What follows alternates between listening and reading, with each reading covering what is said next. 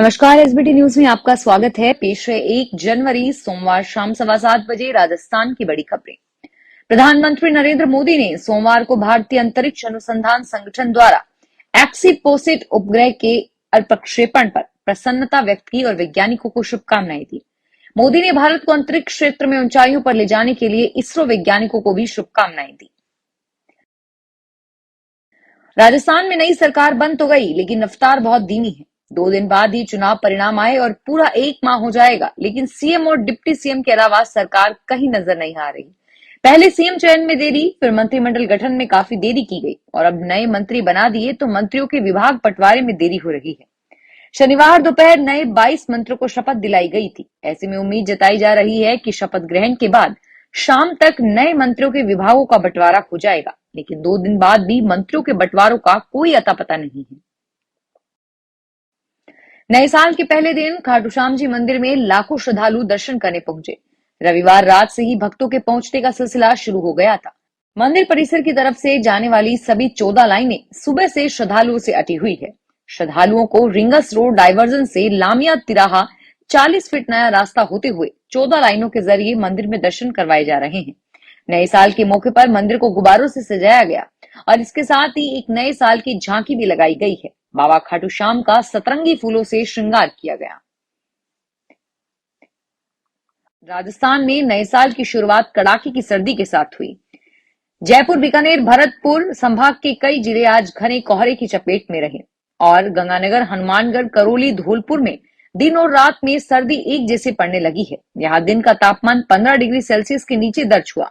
मौसम विभाग ने अगले कुछ दिनों के लिए राजस्थान के 7 जिलों में तेज कोल्ड डे का अलर्ट है और वहीं 12 जिलों में घने कोहरे का अलर्ट है।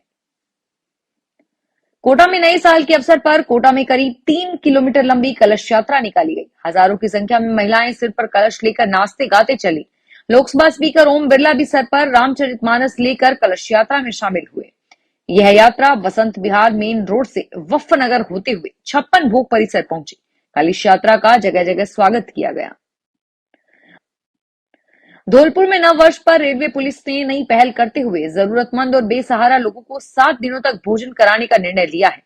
आरपीएफ थाने पर सोमवार से शुरू हुआ भंडारा लगातार 7 दिनों तक जारी रहेगा। आरपीएफ थाना प्रभारी राजीव कुमार ने बताया कि एक ओर जहां लोग नव वर्ष मनाने में लगे रहते हैं, तो दूसरी ओर बेसहारा और जरूरतमंद लोग भोजन के लिए परेशान नजर आते हैं। उन्होंने बताया कि धौलपुर रेलवे स्टेशन के आसपास प्रतिदिन बड़ी संख्या में लोग भोजन के लिए घूमते नजर आते हैं, जिसके लिए थाने के सभी स्टाफ ने जरूरतमंद लोगों को भोजन कराने का निर्णय लिया है। श्री माधवपुर के प्रधानाचार्य राजकीय उच्च माध्यमिक विद्यालय से राजेश कुमार अंकुर द्वारा विद्यालय के बच्चों को अच्छे अंक प्राप्त करने के लिए प्रेरित करने के लिए एक अनूठा नवाचार किया गया। लगातार 3 सत्रों से 90 से अधिक अंक प्राप्त करने वाले बालक बालिकाओं को स्वयं के खर्चे पर हवाई यात्रा करवा रहे हैं।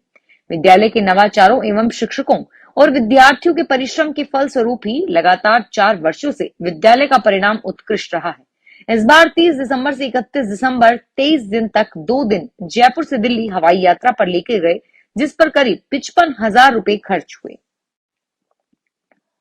चूरू में ड्राइवर एकता यूनियन ने सोमवार दोपहर सरकार की ओर से ड्राइवरों के लिए बनाए गए नियम के खिलाफ विरोध प्रदर्शन किया।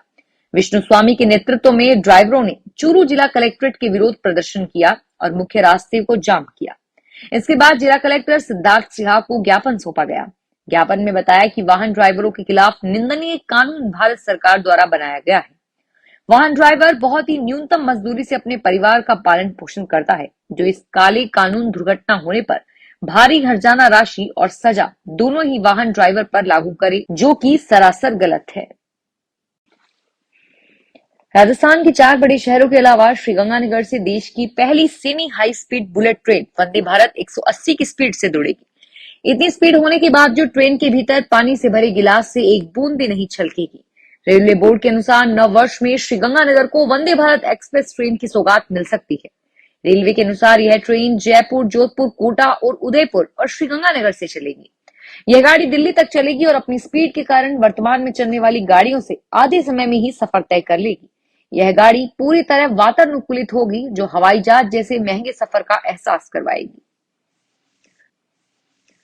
राजस्थान में सामाजिक न्याय व अधिकारिता विभाग की ओर से पालनहार योजना के तहत दी जाने वाली राशि इस बार 6,000 पालनहारों को नहीं मिल पाएगी।